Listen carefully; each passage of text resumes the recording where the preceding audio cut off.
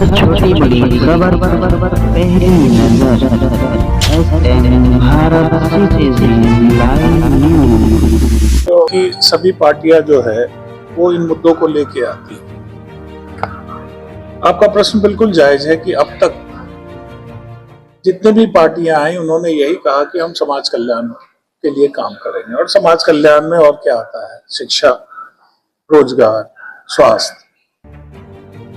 हमारा ये नहीं कहना है कि हम सिर्फ ये योजना लेके आ रहे हैं। अगर हम ये लेके आ रहे हैं तो हम कैसे करेंगे, ये सारा ब्लूप्रिंट तैयार है।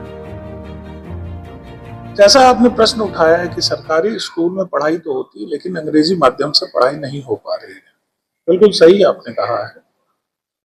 प्रशांत किशोर जी ने अपने पिछले 2 साल के कार्यकाल में उन्होंने अपनी जो मेहनत वो कर रहे हैं, गांव-गांव जा रहे हैं, वो समझाने की यही कोशिश कर रहे हैं कि शिक्षा की जो व्यवस्था है वो हमारे लिए अभी तक वो उस हिसाब से नहीं है जिस हिसाब से होना चाहिए। नेशनल लेवल पे हमारे बच्चे जब जाते हैं तो उनको लगता है कि कहीं ना कहीं हम पिछड़े हुए हैं, पिछड़े राज्य से आते हैं। उसका मुख्य कारण होता है कि अंग्रेजी में हमारे बच्चे कहीं ना कहीं अपने आप को इंफीरियर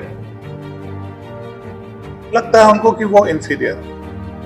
प्रशांत जी ने ये वादा किया है कि जब तक विश्व स्तरीय शिक्षा की व्यवस्था हम नहीं कर देंगे तब तक हरेक उस गरीब परिवार को, हरेक उस परिवार के बच्चे को अगर सरकारी स्कूल में ना पढ़ के अंग्रेजी माध्यम से पढ़ना है तो उसकी व्यवस्था आज के अंग्रेजी स्कूल में किया जाएगा, और उसका फीस अगर हमारी सरकार बनती है तो उसका फीस गवर्नमेंट की तरफ से दिया जाएगा, जब तक हमारा वैकल्पिक व्यवस्था कायम नहीं हो जाता है। तो ये उनका एक पायलट प्रोजेक्ट की तरह इस्तेमाल होगा। दूसरा सवाल आप लोगों ने किया कि रोजगार को आप कैसे खत्म करेंगे। सबको रोजगार खत्म करने के लिए सबसे पहले रोजगार उत्पादन करने के लिए या पलायन को खत्म करने के लिए हमें सबसे पहले अपने बौद्धिक पलायन को रोकना होगा। और बौद्धिक पलायन अगर रुक जाएगा, क्योंकि आज आप और हम अगर गांव में जाते हैं या शहरों में जाते हैं, गांव में तो श्रमिक पलायन है, शहरों में आप आइएगा तो देखिएगा बड़े बड़े लोग वो अपने बच्चों को यहाँ ना पढ़ा करके कहीं बाहर के स्कूलों में पढ़ा रहे हैं। क्यों? क्योंकि यहाँ पे शिक्षा का अभाव है। उच्च स्तरीय शिक्षा उस हिसाब से नहीं है जिस हिसाब से होना चाहिए। इनका ये मानना है कि हम सबसे पहले अपने बौद्धिक पलायन को रोक करके और श्रमिक पलायन के लिए जो इनका एक ब्लूप्रिंट तैयार है उसमें सीडीआर रेशो, आप लोगों पत्रकार हैं, आप जानते हैं कि सीडीआर रेशो क्या होता है। CDR ratio cash deposit ratio होता है, जो आरबीआई के गाइडलाइन में ये गाइडलाइन दिया गया है कि किसी भी बैंक में अगर पैसे का आप डिपॉजिट करते हैं अपने पैसों को, तो पूरे पैसे को, जितना पैसा आपके राज्य में जमा होता है उसका 70% वहां के नागरिकों को आपको ऋण के रूप में देना है, आपको वहां लोन देना है। बड़े आश्चर्य की बात है कि पिछले 25 सालों में जब लालू जी की सरकार थी उस वक्त आपका सीडीआर रेशो था 54%, 48% सॉरी, और नीतीश जी के राज में वो रेशो आया 54%। और जो विकसित राज्य हैं उन राज्यों में सीडीआर रेशो है वो 70% से अब है।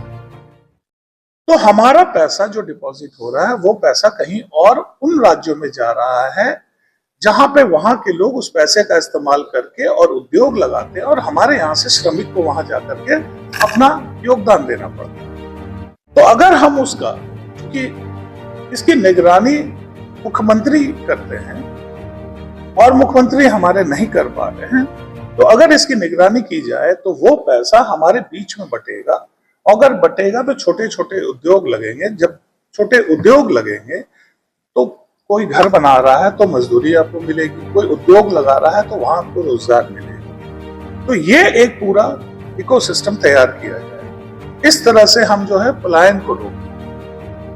अब रही बात कि आप किन मुद्दों को लेके जा रहे हैं। आज के समय में वृद्धा पेंशन 400 रुपए है। उस 400 रुपए को भी लेने के लिए एक वृद्ध को 150 रुपए फिर वहां के लोकल उसको देना पड़ता है। तो हाथ में क्या आता है, क्या 300-400 रुपए में आप अपने घर का खर्चा चला सकते हैं? Next to impossible.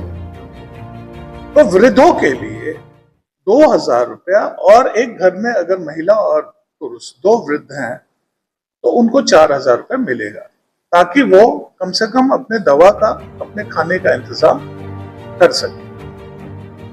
हमने कहा है कि हम खेती से जो हमारे किसान करते हैं उसकी आमदनी को बढ़ाएंगे। पहले भी कहा गया कि हम दुगना कर देंगे, लेकिन कोई रास्ता नहीं दिखाया गया कैसे करेंगे।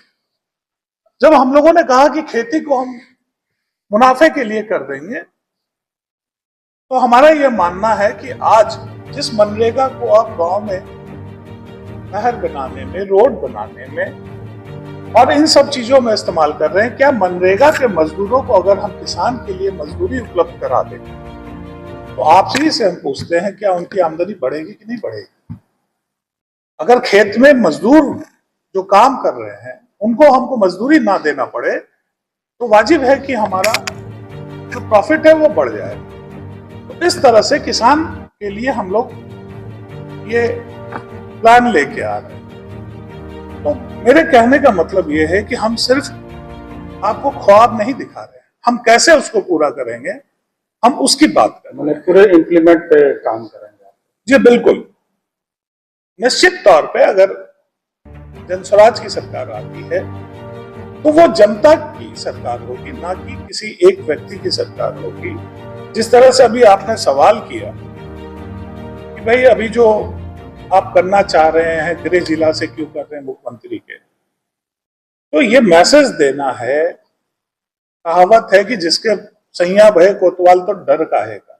तो जिस सूबे के मुख्यमंत्री हैं हमारे, कम से कम वहां तो सभी के बीच में जो योजनाएं हैं, जो लगभग आपकी जानकारी के लिए बता दें कि 250 योजनाएं सरकार चला रही है जो जन कल्याण की है। तो उन 250 योजनाओं में उनके गृह जिले में कितनी योजनाएं पहुंची हैं, अगर उसका हम जारी कर दें पब्लिक के बीच में तो यह स्पष्ट हो जाएगा कि सरकार कितनी संवेदनशील है अपने जनता के प्रति। ये मुख्य उद्देश्य, और हमारा उद्देश्य ही यही है कि जनता जागो, तुम्हें क्या मिल रहा है वो देखो। अगर हमने जातीय गणना कराई है तो 2022 में ये कराया गया था, 2023 से इम्प्लीमेंट हुआ। और उसी वक्त उन्होंने कहा था कि जितने भी भूमिहीन है या जो पीछे रह गए हैं, चाहे वो किसी भी जाति से हो, उन सबको, ऐसा 94 लाख परिवार चिन्हित हुआ था जिनको 2 लाख रुपए देने की बात थी। तो हम तो जाने कि भाई 94 लाख परिवारों में कितने परिवारों को मिला है, क्या ये जानने का हक नहीं है? क्या पब्लिक को जानने का हक नहीं है कि जो वादा सरकार करती है वो निभा रही कि नहीं रही? और यही उद्देश्य है, आपके माध्यम से हम लोग ये बताना चाहते हैं कि सरकार जो वादा कर रही है उसको भूल करके सिर्फ और सिर्फ अपने सत्ता सुख के लिए आज कमल के साथ, कल लालटेन के साथ, उनको सत्ता से कोई मतलब नहीं। हर छोटी बड़ी खबर पहली नजर, भारत सिटीजन लाइव न्यूज।